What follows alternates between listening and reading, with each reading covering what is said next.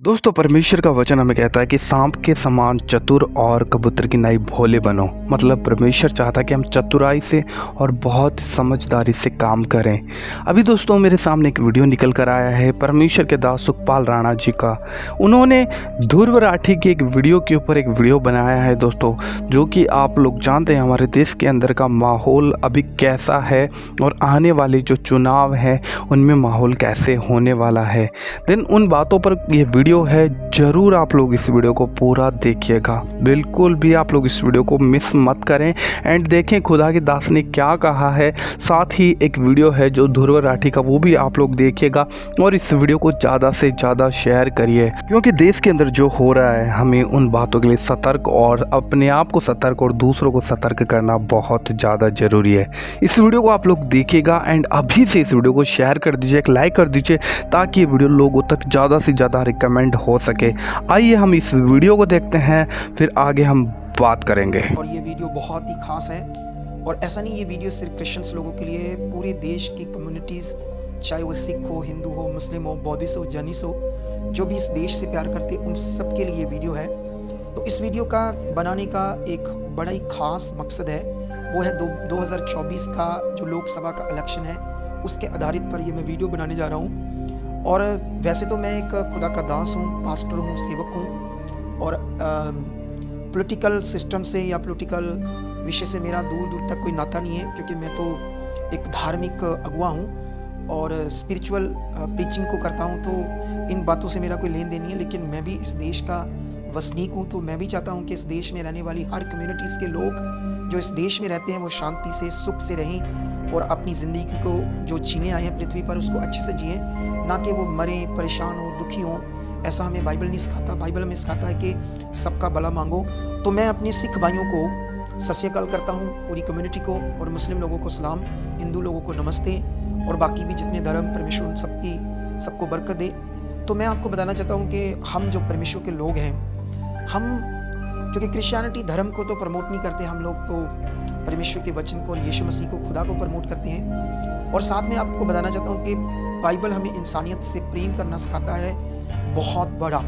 तो हमारे अंदर वो प्रेम है पूरे देश के लोगों के लिए। जब भी देश के लोगों के साथ बुरा होगा, वैसे भी मैंने बहुत सारी वीडियोस देखी हिंदू पत्रकारों की, जिनके अंदर उनका ज़मीर भी है और वो इस देश से प्यार करते हैं और इंसानियत से भी प्यार करते हैं। तो इस वीडियो को आप लोगों ने ज़्यादा से ज़्यादा शेयर करना है, लेकिन शेयर करने से पहले कुछ बातों को सीखना। जैसे एनडीटीवी का जो मेन एंकर था रवीश कुमार, हम जानते हैं कि काफ़ी टाइम पहले वो एक सच्चा पत्रकार था, तो उसके बाद उस टीवी चैनल को अंडानी ने खरीद लिया। तो फिर अंडानी के द्वारा रवीश कुमार को उस टीवी चैनल से निकाल दिया गया, क्योंकि वो सच्ची पत्रकारिता को कर रहा था और ये बीजेपी को भाता नहीं था। तो मैं बताना चाहता हूँ, इन दिनों में मैंने बहुत सारी वीडियोस देखी, बहुत कुछ देखा। जैसे केजरीवाल के बहुत सारे साथियों को जेल में डाल दिया गया और सिटिंग मुख्यमंत्री को जेल में डाल दिया गया। और मैंने जब बहुत सारी न्यूज़ देखी तो ये देखा गया कि उन्होंने कहा, आप ईडी को कहा प्रूफ दो, अगर हमने कोई शराब घोटाला किया तो प्रूफ तो लाओ। लेकिन ईडी कोई भी प्रूफ नहीं दे पा रही थी ना तो उनके साथियों के लिए, ना फिर भी उन्हें जेल में रखा। तो मैंने बड़े सारे सच्चे पत्रकारों के द्वारा जब वीडियोस देखी, मैंने फिर एक रवीश कुमार की एक वीडियोस देखी जिसमें बहुत सारे लोग जो एजुकेटेड और बहुत सच्चे लोग थे इस देश में, जो बुराई के खिलाफ, गलत बातों के खिलाफ कुछ चीज़ें करते थे, उन्हें भी फंसाया गया सीबीआई के द्वारा, ईडी के द्वारा और आईएन के द्वारा। कई तरह की जांच एजेंसीज हैं, ये मैंने अलग अलग न्यूज़ चैनल से देखा। लेकिन गोदी मीडिया तो बहुत ज़्यादा है इस देश में, जो हमेशा जब सच्ची बातें आती तो गोदी मीडिया उसका जवाब बीजेपी के फेवर में देकर लोगों को, जनता को, देश को नेगेटिव करते हैं कि ये लोग गलत हैं और इस समय की सरकार है जो वो सबसे ठीक है। लेकिन जो भी देश में इस साल होने वाला है, क्योंकि ईवीएम के खिलाफ बोलो आप सब कम्युनिटी के लोग, क्योंकि मैं तो एक सेवक हूँ, मेरा ज़्यादा मतलब नहीं है पॉलिटिकल सिस्टम से, फिर भी मैं इस वीडियो को बनाना चाहता हूँ क्योंकि इस देश में बहुत खतरनाक चीज़ें होने वाली है। अगर 400 सीटें एमपी की 400 सीटें ले ली, तो उन्होंने डिक्लेयर किया है कि अगर 400 सीट उनके पास आती तो वो संविधान बदल सकते हैं। और ये जो हमारे देश का संविधान है, ये लोकतंत्र की ताकत है, जिससे जनता किसी भी सरकार को झुका सकती है और किसी भी सरकार को तोड़कर बना सकती है। लोकतंत्र, संविधान एक ताकत है जनता की, जिसको बीजेपी बदलना चाहती है। तो इसलिए मैंने देखा वीवीपैट, जिससे हर बंदे की वोट की पर्ची निकलेगी, उसको पता चलेगा कि मैंने ये वोट किसको डाली, उसको वीवीपैट, क्योंकि ये सुप्रीम कोर्ट ने भी कहा और कांग्रेस और दूसरी विपक्ष पार्टीज ने भी कहा है कि इस बार ईवीएम के साथ वीवीपैट लगना जरूरी है, क्योंकि जब उसके साथ वोट डाली जाएगी तो एक पर्ची निकलेगी और वो उसके पास एक तरह की रसीद होगी कि मैंने किसको वोट डाली है। जब भी अगर घोटाला होगा तो वो पर्चियों के हिसाब से दुनिया में न्याय हो सकता है। तो आप लोग भी इस वीडियो को ज़्यादा से ज़्यादा शेयर करना, क्योंकि इस वीडियो का सबसे बड़ा मकसद है ध्रुव राठी की एक वीडियो जो मैं अभी आपके सामने लाने वाला है। इस वीडियो को आपने देखना है, तो आइए हम ध्रुव राठी की एक वीडियोस को देखेंगे। लेकिन आप लोग सारे इस वीडियो को देखो शुरू से लेकर एंड तक अच्छे से, ध्रुव राठी की इस वीडियो को। नमस्कार दोस्तों, क्या हमारा देश तानाशाही की ओर गिरता जा रहा है? एक महीने पहले ये सवाल जब मैंने आप लोगों से पूछा था, जाहिर सी बात है बहुत से लोगों को शॉकिंग लगा था, लेकिन किसी भी सच्चे देशभक्त के लिए जो सही मायनों में देश की परवाह करता है, उसके लिए सवाल बहुत जरूरी है। कुछ लोगों को डाउट हुआ था कि क्या सही में ऐसा हो रहा है या नहीं हो रहा, लेकिन पिछले एक महीने में जो कुछ हुआ है देश में, उसे देखकर तो यकीनन आपकी आंखें खुल जानी चाहिए। दिल्ली के चीफ मिनिस्टर अरविंद केजरीवाल को बिना मनी ट्रेल और बिना कन्विक्शन के अरेस्ट कर लिया गया। 3 में से 2 इलेक्शन कमिश्नर्स को प्रधानमंत्री मोदी की मर्जी के अनुसार अपॉइंट किया गया। इलेक्टोरल बॉन्ड्स, इतिहास के सबसे बड़े घोटाले की खबरों को टीवी चैनलों से और अखबारों से गायब कर दिया गया। देश की सबसे बड़ी ऑपोजिशन पार्टी कांग्रेस कह रही है कि उनके बैंक अकाउंट्स को फ्रीज किया जा चुका है, वो कैंपेन नहीं कर पा रहे। सालों पुराने केसेस को लेकर इलेक्शन से एकदम पहले इनकम टैक्स डिपार्टमेंट ने इन पर 1700 करोड़ का फाइन लगा दिया। रिपोर्ट किया जा रहा है कि कम्युनिस्ट पार्टी पर भी 11 करोड़ का फाइन लगा दिया। देश भर से खबरें आ रही हैं कि कैसे ऑपोजिशन के कैंडिडेट्स डिक्लेयर होते ही उन पर ईडी और आईटी के नोटिस आ जा रहे हैं, और कांग्रेस का तो ये तक कहना है कि उन्हें अखबारों में पेड एडवर्टाइजमेंट्स छापने तक नहीं दिया जा रहा। इसको छपवाने के लिए हमने नीचे अपना नाम भी दिया, सारा ब्यौरा दिया कि चंदा दो धंधा लो चल रहा था। इस विज्ञापन को छापने से मुख्य जो अखबार थे उन्होंने मना कर दिया। ये क्या हो रहा है देश में? क्या इस तरीके से इलेक्शंस लड़ी जाएंगी? हम लोग क्या कर सकते हैं यहाँ पर देश की डेमोक्रेसी को बचाने के लिए? इन सब सवालों के जवाब इस वीडियो में जानते हैं। और कुछ लोग जिन्हें अभी भी लगता है कि डेमोक्रेसी सुरक्षित है देश में अभी भी, या फिर जिन्हें लगता है कि तानाशाही अच्छी चीज होगी देश के लिए, इनके सवालों को भी आंसर करते हैं।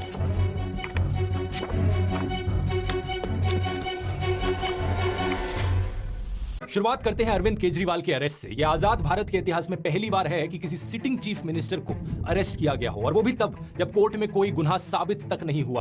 इससे पहले दिल्ली के एजुकेशन मिनिस्टर मनीष सिसोदिया को अरेस्ट किया था, दिल्ली के हेल्थ मिनिस्टर सत्येंद्र जैन को अरेस्ट किया था, आम आदमी पार्टी के एमपी संजय सिंह को अरेस्ट किया था, और ये सब लोग आज भी जेल में बंद हैं। मनीष सिसोदिया को 1 साल से ऊपर होने को हो रहा है और सत्येंद्र जैन को तो 2 साल होने को हो रहे हैं जेल में बंद रहे। सबसे हैरानी की बात यह है कि इनमें से किसी का भी गुनाह कोर्ट में साबित नहीं हुआ है। ईडी का आरोप है कि आम आदमी पार्टी के लीडर्स को 100 करोड़ रुपए की रिश्वत दी गई in exchange of undue benefits Delhi की एक्साइज पॉलिसी के तहत। लेकिन पार्टी की पॉलिटिशियन आतिशी कहती है कि 2 साल से ईडी और सीबीआई इस केस को इन्वेस्टिगेट किए जा रहे हैं, 500 से ज्यादा रेड कर चुके हैं, 1000 से ज्यादा विटनेसेस ला चुके हैं, लेकिन अभी तक एक भी सबूत इन्हें नहीं मिला इस चीज का जो साबित कर पाए कि आम आदमी पार्टी या इनके मिनिस्टर्स ने कुछ गलत किया। मनीष सिसोदिया के लॉयर ने यही चीज बताने की कोशिश करी थी दिल्ली हाईकोर्ट को कि यहाँ पर कोई मनी ट्रेल नहीं है। इनफैक्ट इस पॉलिसी से देश की जनता को फायदा हुआ, क्योंकि सरकार का रेवेन्यू बढ़ गया था इस पॉलिसी की वजह से, जिसको बाद में इस्तेमाल किया जा सकता स्कूल और अस्पताल बनाने के लिए। तो सवाल ये उठता है कि अगर कोई सबूत ही नहीं है तो कोर्ट इन्हें बेल क्यों नहीं दे रहा? इसके पीछे कारण है PMLA, prevention of money laundering act का कानून। स्पेसिफिकली कहा जाए तो 2018 में जो इस कानून में अमेंडमेंट करी गई थी मोदी सरकार के द्वारा, इस अमेंडमेंट में सरकार ने बेल की कंडीशंस बदल दी, बेल लेने को और मुश्किल बना दिया। बाकी कानूनों में क्या होता है, innocent until proven guilty, bail मिलना आपका अधिकार कंसिडर किया जाता है, लेकिन PMLA में अब क्या हो गया है, गिल्टी अंटिल प्रूवन इनोसेंट। आपको तब तक बेल नहीं मिलेगी जब तक आप अपने आप को इनोसेंट ना साबित करो। इसी 2018 की अमेंडमेंट में ईडी को और ताकत भी दे दी गई थी। इन चीजों को अरविंद केजरीवाल ने खुद भी एक्सप्लेन किया था अपनी अरेस्ट से पहले। ईडी के केसेस में जमानत क्यों नहीं मिल रही लोगों को? अब ये पूरा कानून इन्होंने ईडी में पलट दिया। अब इसमें हो गया you are guilty till proved innocent. इस कानून में इन्होंने ये लिखा है कि आपके ऊपर आरोप लगेगा, आपके ऊपर FIR होगी, झूठा सच्चा जो मर्जी आरोप लगा दें, आपको गिरफ्तार कर लिया जाएगा, और आपको बेल तब तक नहीं मिलेगी जब तक आपका मुकदमा पूरा नहीं हो जाता और आप इनोसेंट प्रूव नहीं हो जाते। लेकिन बात सिर्फ इतनी सिंपल नहीं है दोस्तों। अरविंद केजरीवाल के इस अरेस्ट के पीछे एक इलेक्टोरल बॉन्ड घोटाले का भी कनेक्शन। कोर्ट में जो हियरिंग हुई उसके अनुसार अरविंद केजरीवाल को 4 लोगों की स्टेटमेंट्स के बल पर अरेस्ट किया ईडी ने। उनमें से एक इंसान है शरद चंद्र रेड्डी, जो कि ऑरबिंदो फार्मा कंपनी के हेड है। 9 नवंबर 2022 की बात है कि ईडी ने रेड्डी को बुलाया था पूछताछ के लिए इस एलिजिड लीकर स्कैम के केस में। उन्होंने जो स्टेटमेंट दी उस दिन वो केजरीवाल के फेवर में थी, लेकिन अगले ही दिन 10 नवंबर 2022 को ईडी इन्हें अरेस्ट कर लेती है। इनके अरेस्ट होने के सिर्फ 5 दिन बाद इनकी कंपनी ऑरबिंदो फार्मा ने 5 करोड़ रुपए का चंदा डोनेट किया बीजेपी को इलेक्टोरल बॉन्ड्स के जरिए। ये चीज हम जानते हैं इलेक्टोरल बॉन्ड डेटा को देखकर। आप क्रोनोलॉजी समझ लीजिए। ये करीब 6 महीने तक जेल में रहते हैं। अरविंद केजरीवाल ने कोर्ट में कहा कि इन्होंने 9 अलग अलग स्टेटमेंट्स दी इस 6 महीने के पीरियड में, जो कि सारी स्टेटमेंट्स केजरीवाल के फेवर में थी। उसकी अरेस्ट हुई, उसके बाद उसके 9 स्टेटमेंट्स हो गए, 9 स्टेटमेंट्स वो मेरे खिलाफ नहीं होता। उसके बाद 6 महीने उसको अरेस्ट करने के बाद 25 अप्रैल को वो टूट जाता है। लेकिन 25 अप्रैल 2023 को 6 महीने जेल में रहने के बाद अगली स्टेटमेंट जो देते हैं वो केजरीवाल के खिलाफ होती है। अगले ही महीने मई 2023 को ईडी इन्हें बेल दे देती है और जून 2023 में ये ईडी के अप्रूवर बन जाते हैं इस केस में। और बेल मिलने के करीब 6 महीने बाद इनकी कंपनी 25 करोड़ रुपए की और डोनेशन करती है बीजेपी को। अब देख रहे हो दोस्तों किस लेवल का खेल खेला जा रहा है। इलेक्टोरल बॉन्ड्स का डेटा हमें बताता है कि टोटल में इनकी कंपनी ने 52 करोड़ रुपीस की बॉन्ड्स खरीदी थी, जिनमें से 2/3 करीब 34 करोड़ रुपीस बीजेपी के पास गई, 15 करोड़ बीआरएस के पास और 2.5 करोड़ टीडीपी के पास। यही कारण कि आतिशी ने कहा कि इस एलिजिड लिकर स्कैम का जो मनी ट्रेल है वो आम आदमी पार्टी के पास नहीं बल्कि बीजेपी के पास जाता है। ये है मनी ट्रेल, शरद चंद्र रेड्डी की कंपनियों द्वारा दिया गया भारतीय जनता पार्टी के बैंक अकाउंट में पैसा। जो बाकी 3 लोग हैं जिनकी स्टेटमेंट्स की वजह से अरविंद केजरीवाल को अरेस्ट किया गया, उनकी कहानियों में भी ऐसी ही क्रोनोलॉजीज आपको देखने को मिलेंगी। शायद यही कारण कि अरविंद केजरीवाल एक के बाद एक समन्स मिस किए जा रहे थे ईडी के, और उन्होंने ईडी के इन सारे समन्स को इलीगल ठहराया। उनके अनुसार ईडी का मकसद सिर्फ और सिर्फ इन्हें किसी भी बहाने से अरेस्ट करना था, जिससे कि पार्टी को खत्म किया जा सके और दिल्ली और पंजाब की सरकारों को गिराया जा सके। एक 8 मिनट की ऑडियो रिकॉर्डिंग है इस केस की, जब अरविंद केजरीवाल खुद को कोर्ट में डिफेंड कर रहे थे। अगर आप वो सुनना चाहें तो उसका लिंक डिस्क्रिप्शन में है। अरविंद केजरीवाल के अरेस्ट पर रिएक्ट करते हुए कांग्रेस पॉलिटिशियन राहुल गांधी ने कहा, डरा हुआ तानाशाह एक मरा हुआ लोकतंत्र बनाना चाहता है। नेताओं को धमकाया जाता है, पैसे देकर सरकारों को गिराया जाता है, नेताओं को जेल में डाला जाता है। ये पूरी की पूरी मैच फिक्सिंग करने की कोशिश की जा रही है। मीडिया समेत सभी संस्थाओं पर कब्जा, पार्टियों को तोड़ना, कंपनियों से हफ्ता वसूली, मुख्य विपक्षी दल का अकाउंट फ्रीज करना और अब तो चुने हुए मुख्यमंत्रियों की गिरफ्तारी भी आम बात हो गई है। कांग्रेस पार्टी को यहां अलग तरीकों से खत्म करने की कोशिश करी जा रही है और ये कोशिश भी कई महीनों से जारी है। पिछले साल अगस्त के महीने में राहुल गांधी पर एक बहुत ही अजीबोगरीब डिफेमेशन केस किया गया, जिसके जरिए उन्हें डिस्क्वालीफाई करने की कोशिश करी गई थी। इस केस की मैंने डिटेल में इस वीडियो में बात करी थी, जिसमें सूरत के कोर्ट ने 2 साल की सजा सुनाई राहुल गांधी को। वो तो सुप्रीम कोर्ट ने इसे होने से रोक दिया, नहीं तो आज के दिन देश की 2 सबसे बड़ी ऑपोजिशन पार्टीज के टॉप लीडर्स जेल में होते हैं। लेकिन अब क्या किया जा रहा है? कांग्रेस का दावा है कि उनके बैंक अकाउंट्स को फ्रीज कर दिया गया है। इसके पीछे क्या कारण दिया जा रहा है? इनकम टैक्स डिपार्टमेंट का कहना है कि कांग्रेस ने अपने रिटर्न्स फाइल नहीं किए थे डेडलाइन के टाइम पर। इसके अलावा एक 31 साल पुराना केस कांग्रेस का खोला जा रहा है 1993-1994 का। इनकम टैक्स डिपार्टमेंट का कहना है कि वहां पर कुछ हुआ था उस समय पर, अब हम उसका पीनल चार्जेस मांगते हैं। और 29 मार्च को आईटी डिपार्टमेंट ने 1700 करोड़ का नोटिस दिया कांग्रेस पार्टी को। और सेम दिन रिपोर्ट में आया कि कम्युनिस्ट पार्टी पर भी 11 करोड़ रुपए की पेनल्टी लगा दी आईटी डिपार्टमेंट ने। किस कारण से? क्योंकि उन्होंने पुराना पैन कार्ड यूज किया था। हर एक ऑपोजिशन पार्टी को इसी तरीके से टारगेट किया जा रहा है। इस ट्वीट को देखिए। टीएमसी पार्टी के कैंडिडेट साकेत गोखले ने लिखा कि पिछले 72 घंटे में इन्हें 11 अलग अलग इनकम टैक्स के नोटिस आ गए। कुछ तो 7-7 साल पहले के नोटिस हैं। क्या ऐसे होंगी देश में फ्री और फेयर इलेक्शंस? हालातों को देखकर इस फिल्म की याद आती है, द डिक्टेटर नाम की एक कॉमेडी फिल्म, जो कि एक सैटारिकल कहानी सुनाती है एक फिक्शनल डिक्टेटर की। रेस जीतने के लिए डिक्टेटर किसी भी हद तक जाने को तैयार है। आज जो भी ये सब हो रहा है देश में, इसकी खबर दुनिया भर में पहुंच रही है दोस्तों। पहले जर्मनी की तरफ से स्टेटमेंट आई, फिर अमेरिका ने स्टेटमेंट दी और अब तो यूनाइटेड नेशंस भी कहने लग रहा है। वो उम्मीद करते हैं कि इंडिया में लोग फ्री और फेयर तरीके से वोट कर पाएंगे, सबके राइट्स को प्रोटेक्ट किया जाएगा। सरकार के इन कारनामों की वजह से दुनिया भर में भारत की रेपुटेशन नीचे गिर रही है। कुछ बीजेपी के पॉलिटिशियंस तो अब ओपनली कह रहे हैं, हम 400 से ज्यादा सीट लाना चाहते हैं ताकि हम देश का कॉन्स्टिट्यूशन बदल सके। इस खबर को देखो, 27 मार्च को शिवसेना ने अपने पॉलिटिशियन अमोल कीर्तिकर को कैंडिडेट घोषित किया। ये हुआ सुबह के 9 बजे और सिर्फ 1 घंटे बाद 10 बजे इन्हें ईडी का नोटिस आ गया। अमोल कीर्तिकर जी जैसे उनका नाम घोषित हुआ, उनको ईडी का समन्स आया। ये दबाव तंत्र है, ये डराने की कोशिश है। एनसीपी के लीडर प्रफुल्ल पटेल याद है, इन पर एक भारी आरोप लगाया गया था करप्शन केस का बीजेपी के द्वारा। 8 महीने पहले इन्होंने लेकिन अपनी पार्टी तोड़कर बीजेपी की अलायंस ज्वाइन कर ली थी और इसका नतीजा क्या हुआ? 29 मार्च की इस खबर को देखो। जो भी केस सीबीआई ने चलाया था इनके खिलाफ, उसे अब बंद कर दिया गया। अब मोदी सरकार कहती है कि यहाँ कोई करप्शन नहीं था। ऐसे ही बहुत से और केसेस हैं, जैसे कि नवीन जिंदल का केस देखो। ये कांग्रेस के कैंडिडेट थे, इन पर कोलगेट स्कैम का आरोप लगा था, लेकिन 25 मार्च को बीजेपी ज्वाइन करते हैं और अचानक से इन्हें बीजेपी का टिकट मिल जाता है। ये सब देखने के बाद भी कुछ लोग इतने बेशर्म है कि वो फिर भी कहते हैं, अरे अगर ये नहीं तो और कौन। हालत देख रहे हो देश में क्या हो गई है।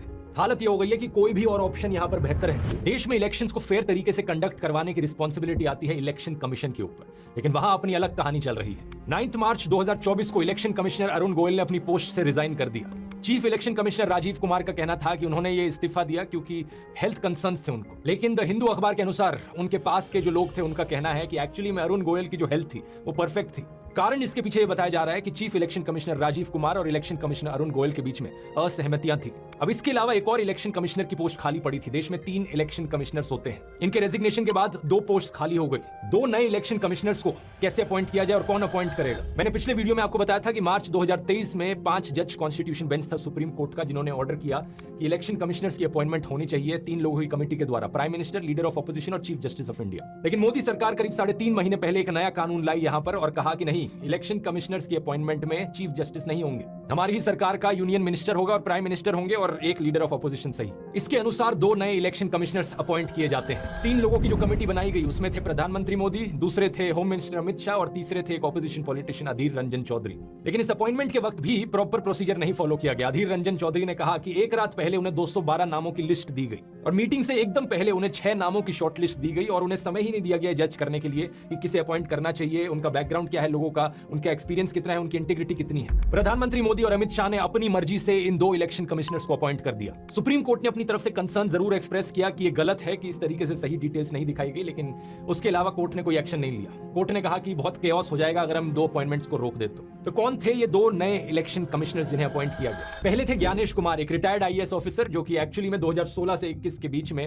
होम मिनिस्ट्री के अंदर काम करते थे अंडर अमित शाह। दूसरे हैं सुखबीर संधू जो कि रिटायर्ड आईएएस ऑफिसर हैं और 2014 से लेकर 2023 के बीच में इन्होंने पहले ministry of human resource development में काम किया, चेयरपर्सन ऑफ NHAI रहे और चीफ सेक्रेटरी रहे उत्तराखंड के। क्या इन इलेक्शन कमिश्नर से एक्सपेक्ट किया जा सकता है कि ये फेयर तरीके से लोकसभा की इलेक्शंस कंडक्ट करवाएंगे? ये टाइम ही बताएगा। अब हमारे देश में अगर कोई इंस्टीट्यूशन सही तरीके से काम नहीं कर रहा है तो जिम्मेदारी जुडिशरी पर आती है। लेकिन देश के कोर्ट्स में भी जो कहानी चल रही है वो भी ज्यादा अलग नहीं है। 8 मार्च को एक बहुत ही शॉकिंग केस देखने को मिला। कैलकाटा हाईकोर्ट के जज अभिजीत गांगोपाध्याय ने अपनी पोजीशन से रिजाइन कर दिया और कुछ ही दिनों बाद फॉर्मली भारतीय जनता पार्टी को ज्वाइन कर लिया। इन्होंने खुद एडमिट किया कि रेजिग्नेशन से पहले ही इन्होंने बीजेपी को अप्रोच किया था और एक रीसेंट इंटरव्यू में इन्होंने बताया कि इन्हें बड़ी मुश्किल होती है गांधी और गोडसे के बीच चुनने में। ऐसे जजेस अगर पॉलिटिकल पार्टीज के कांटेक्ट में रहेंगे तो क्या हमारी जुडिशरी को आजाद कहा भी जा सकता है?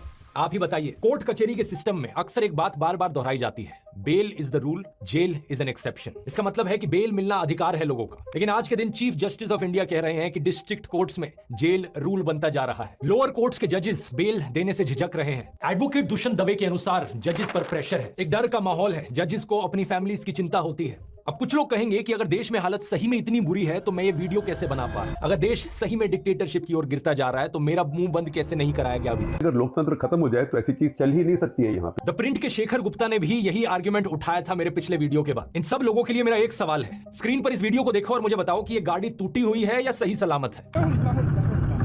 अब कोई भी नॉर्मल इंसान कहेगा ऑब्वियसली भाई टूटी हुई गाड़ी है, लेकिन शेखर गुप्ता का लॉजिक अगर यहाँ इस्तेमाल किया जाए तो वो कहेंगे देखो गाड़ी में ड्राइवर बैठा है, गाड़ी चल रही है, इसका मतलब गाड़ी सही सलामत है। कोई सेंस है इस बात का? मेरा मुंह बंद नहीं हुआ अभी तक, इसकी खुशी मना रहे हो, और उनका क्या जिनका मुंह बंद ऑलरेडी कराया जा चुका है? इस न्यूज हेडलाइन को देखिए, 6 लोगों को अरेस्ट किया गया और 100 से ज्यादा FIRs कराई गई सिर्फ इसलिए क्योंकि लोग पोस्टर चिपका रहे थे मोदी हटाओ देश बचाओ के। लेट पवन जायसवाल पर 4 सेक्शंस के अंडर केसेस फाइल किए गए सिर्फ इसलिए क्योंकि उन्होंने ये रिपोर्ट किया स्कूल में मिड डे मील के तौर पर बच्चों को नमक के साथ रोटियां खिलाई जा रही हैं। ये एक बहुत बड़ी लॉजिकल फैलेसी है जिसे फॉल्स डिलेमा कहा जाता है। चीजों को जबरदस्ती ब्लैक एंड व्हाइट बना देना कि या तो देश एक डेमोक्रेसी है या फिर एक डिक्टेटरशिप है, बीच में कुछ हो ही नहीं सकता। मैंने कभी नहीं कहा था कि देश ऑलरेडी 100% डिक्टेटरशिप बन गया। मैंने कहा था देश डिक्टेटरशिप की ओर गिर रहा है और अभी भी यही कह रहा हूं। ये डेमोक्रेसी और डिक्टेटरशिप ये एक स्पेक्ट्रम है, एक स्केल है बहुत बड़ा। अलग अलग तरीके हैं जो डेमोक्रेसी मेजर करने के, वो भी 0 to 10 के बीच में नंबर देते हैं। अलग अलग टर्म्स का इस्तेमाल किया जाता है। अगर बहुत अच्छी चल रही है देश में डेमोक्रेसी तो फुली फंक्शनल लिबरल डेमोक्रेसी, उसके बाद है वर्किंग डेमोक्रेसी, खराब है डेमोक्रेसी तो फ्लॉड डेमोक्रेसी, उसके बाद डेफिशिएंट डेमोक्रेसी, उसके बाद इलेक्टोरल ऑटोक्रेसी, फिर हाइब्रिड रेजिम और आखिर में अथॉरिटेरियन रेजिम जो एक्चुअल डिक्टेटरशिप। लोगों को अपनी गाड़ी की इतनी चिंता होती है कि एक छोटा सा स्क्रैच या डेंट भी लग जाता है ना, चिल्लाने लग जाते हैं, वो गुस्से में आ जाते हैं। और यहाँ डेमोक्रेसी की गाड़ी पर ऐसे डेंट मारे हैं, इस तरीके से धज्जियां उड़ा दी गई हैं इस गाड़ी की कि लोग हैरान है देखकर कि गाड़ी अभी भी चल कैसे पा रही है। अगर आप अपने आप को देशभक्त कहते हो और गाड़ी की ये हालत देखकर भी अपनी आवाज नहीं उठाते तो क्या आप देशभक्त कहलाने लायक भी हो? इसी महीने डेमोक्रेसी रिपोर्ट 2024 रिलीज हुई स्वीडन के वी-डेम इंस्टीट्यूट के द्वारा, और इसने इंडिया को पता है कौन सी कैटेगरी में डाला है? इलेक्टोरल ऑटोक्रेसी की कैटेगरी में डाला है। फुल डिक्टेटरशिप से 2 कदम दूर। इसका मतलब है कि देश में मल्टी पार्टी इलेक्शंस तो हो रही हैं, लेकिन एक फेयर लेवल प्लेइंग फील्ड नहीं मिल पा रही है। लोगों की आजादी खत्म करी जा रही है। इस रिपोर्ट में लिखा है कि मोदी सरकार ने सेडिशन, डिफेमेशन और काउंटर टेररिज्म जैसे कानूनों का इस्तेमाल किया है अपने खिलाफ उठ रही आवाजों को दबाने के लिए, और जल्द ही इस लिस्ट में एक और कानून भी ऐड हो सकता है। ब्रॉडकास्टिंग सर्विसेज रेगुलेशन बिल अप्रैल 2023 के अंदर नए आईटी रूल्स लाने की कोशिश करी जा रही है। इसके अनुसार ब्रॉडकास्टिंग की एक बहुत ब्रॉड डेफिनेशन बनाई गई है। जिन जिन लोगों का यूट्यूब चैनल है, फेसबुक अकाउंट है, इंस्टाग्राम हैंडल है या व्हाट्सएप चैनल भी है, वो सब ब्रॉडकास्टर्स की कैटेगरी में आएंगे। हर ब्रॉडकास्टर को सरकार के सामने जाकर रजिस्टर करना पड़ेगा और सरकार की एक सेंट्रल इवैल्यूएशन कमेटी होगी जिसको बहुत ज्यादा पावर्स दी गई हैं। ब्रॉडकास्टर सिर्फ वही वीडियोस या मैसेजेस भेज सकते हैं लोगों को जो इस कमेटी के द्वारा अप्रूव किए गए हों, except for specific programmes exempted by the government. इस कानून के तहत सरकार के पास ये भी पावर होगी कि बिना प्रायर नोटिस के वो यूट्यूबर्स की इक्विपमेंट को जाकर सीज कर ले। तो एक बात तो पक्की है कि सोशल मीडिया पर भी लोगों की आवाज बंद करने की पूरी तरीके से कोशिश करी जा रही है। और जब मेरी आवाज फाइनली पूरी तरीके से बंद हो जाएगी तब क्या जवाब दोगे? तब क्या आर्ग्यूमेंट बचेगा? अरे कोई बोलने वाला ही नहीं बचा, इसका मतलब डेमोक्रेसी अच्छी चल रही है देश में। और इस गलतफहमी में मत रहना कि भाई मैं तो सरकार का सपोर्टर हूं, मोदी सपोर्टर हूं, मेरा कुछ नहीं जा रहा। अगर देश डिक्टेटरशिप बन भी जाए तो भी मेरे लिए तो सब अच्छा चलता रहेगा। सोनम वांगचुक भी एक बार सरकार को सपोर्ट करते थे जब आर्टिकल 370 हटाया गया था। मेरे ख्याल से ये लद्दाख के लिए बहुत ही खुशी की बात है, उसकी हक थी वो उससे वापस मिला है। लेकिन जब उनके एरिया में कोई प्रॉब्लम आई और उन्होंने अपनी आवाज उठाने की कोशिश करी, 21 दिन तक अनशन पर बैठने के बावजूद भी सरकार का मुंह नहीं खुला। डिक्टेटरशिप में एक डिक्टेटर सिर्फ अपने अहंकार, अपनी पावर, अपने पैसे से मतलब रखता है, उसे जनता की कोई फिक्र नहीं होती। बहुत से किसान भी सरकार के समर्थक थे, लेकिन जब उन्हें पता चला कि उन्हें अपनी मांगे रखने का अधिकार भी नहीं दिया जाएगा, सारा मीडिया उन्हें देशद्रोही करके बदनाम करेगा, तब उन्हें एहसास हुआ कि डिक्टेटरशिप का क्या मतलब हो सकता है।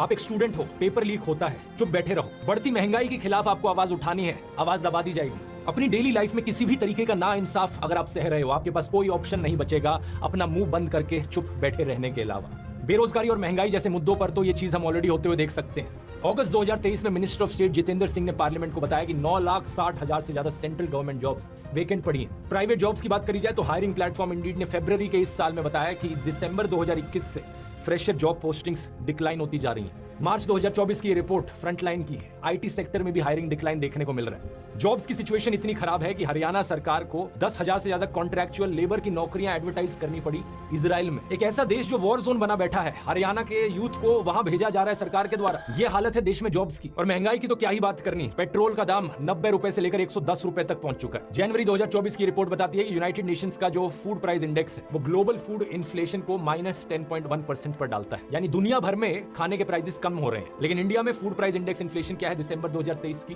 9.5% पर। सरकार खुद 80 करोड़ से ज्यादा लोगों को फ्री खाना बांटती है। बताओ क्या जरूरत पड़ी 80 करोड़ लोगों को फ्री खाना देने की? ये तभी हो सकता है जब इन लोगों के पास खाना खाने तक के पैसे नहीं है। अब ये सब सुनने के बाद अभी भी कुछ लोग कहेंगे कि भाई तू सिर्फ मोदी सरकार के बारे में क्यों बोल रहा है? But what about Indira Gandhi dictatorship? वो भी तो डिक्टेटर थी, उनके डिक्टेटर वाली चीजों के बारे में क्यों नहीं बात करता? ये फिर से एक फालतू का आर्ग्यूमेंट है। इसे एक रेड हेरिंग फैलेसी कहा जाता है। क्या मैं जिंदा था उस वक्त जिस समय इंदिरा गांधी ने इमरजेंसी लगाई? नहीं।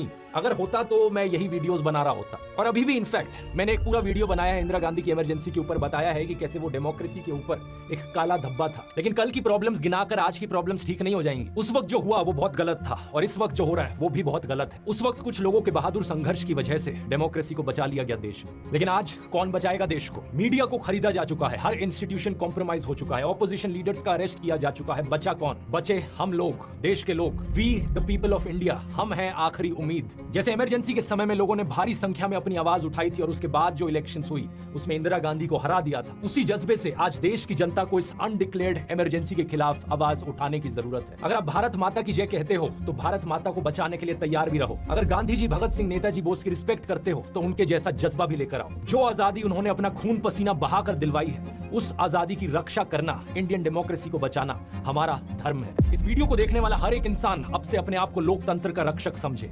ये जिम्मेदारी अब हम सबकी है। स्टेप 1, अपनी आवाज उठाइए। एक एक आवाज से फर्क पड़ता है। अगर आप अपनी आवाज नहीं उठा सकते तो इस वीडियो को 100 लोगों को फॉरवर्ड कीजिए। व्हाट्सएप ग्रुप्स पर, इंडिविजुअली, फेसबुक पर, ट्विटर पर, इंस्टाग्राम पर। हमारा मिशन है इस खबर को देश के कोने कोने तक पहुंचाना, देश के हर एक वोटर तक पहुंचाना। स्टेप 2, वोट करना मत भूलिए। इस बार कोई एक्सक्यूज नहीं चलेगा क्योंकि एक एक वोट से फर्क पड़ता है। चेक कीजिए आपकी कॉन्स्टिट्यूएंसी में कब है वोटिंग। अगर आप देश के बाहर होंगे तो आ जाइए वोट करने, क्योंकि इस बार सब कुछ दांव पर है। इस लिंक पर जाइए, ये लिंक डिस्क्रिप्शन में भी मिल जाएगा, चेक करने के लिए कि आप वोटिंग के लिए ऑलरेडी रजिस्टर्ड है या नहीं। अगर आपका नाम इस लिस्ट में नहीं आता, इसका मतलब आप वोटिंग के लिए रजिस्टर्ड नहीं है। वोटर रजिस्ट्रेशन कंप्लीट करने के लिए इस लिंक पर जाइए, ये भी नीचे डिस्क्रिप्शन में मिल जाएगा। स्टेप 3, अपने आसपास लोगों तक बात पहुंचाइए। क्या आप जानते हैं देश में 30 से 35% एलिजिबल वोटर्स वोट डालने ही नहीं जाते?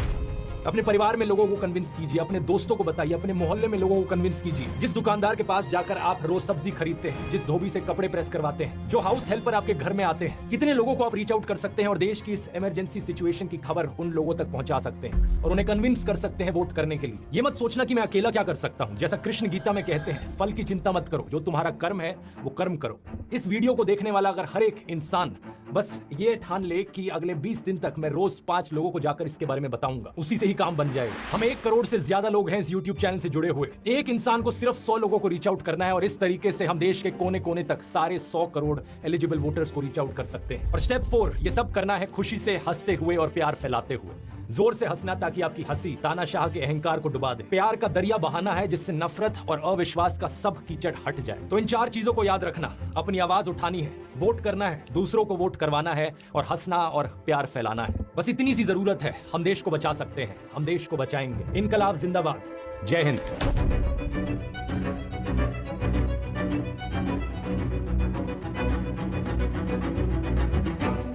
दोस्तों मैं आप लोगों को कहना चाहूँगा कि आप लोगों ने इस वीडियो को देख लिया और ये वीडियो हर एक मसीह के पास पहुँचाना आपकी जिम्मेदारी है, क्योंकि इस वीडियो को जब आप भेजोगे लोगों के पास में, लोग जागरूक होंगे। और बाइबल कहती है सच्चाई तुम्हें आज़ाद करेगी। तुम जब सत्य को जानोगे, सत्य तुम्हें स्वतंत्र करेगा। तो सच्चाई आज लोगों के सामने रखना वो हमारा फ़र्ज है, कर्तव्य है। परमेश्वर ने कहा अपने भाई से प्रेम कर। अगर हम चाहते हैं कि हमारा देश लोकतंत्र रहे और हमारा संविधान बना रहे और कोई भी गलत ताकत हमारे देश के ऊपर राज ना कर सके, तो ज़रूर इस वीडियो को ज़्यादा से ज़्यादा शेयर करिए और इस वीडियो को अपने मसीह भाई बहनों के साथ और भी भाई बहनों के साथ ज़रूर शेयर करिएगा, ताकि लोग जागरूक हो सकें, सावधान हो सकें। और हमारे चैनल को ज़रूर सब्सक्राइब करिए अगर आप लोगों को हमारा कंटेंट अच्छा लगता है। एंड इस वीडियो के नीचे कमेंट करना बिल्कुल भी ना भूलिएगा। ज़रूर हम मिलते हैं किसी और वीडियो में। प्रभु आप सभी को बहुत आशीष दे। एंड फिर से मैं कहना चाहूँगा इस वीडियो को आप ज़्यादा से ज़्यादा शेयर करिएगा, क्योंकि यीशु मसीह ने हमें चतुर और समझदार बनने के लिए बुलाया है। भोला बनना है लेकिन चतुर भी बनना है। कहाँ पे भोलेपन से और कहाँ पे चतुराई से काम करना है, वो परमेश्वर का वचन हमें बहुत ही भली भांति और बहुत ही अच्छे तरीके से सिखाता है। तो प्रभु आप सभी को बहुत आशीष दे। जय मसीह की। God bless you.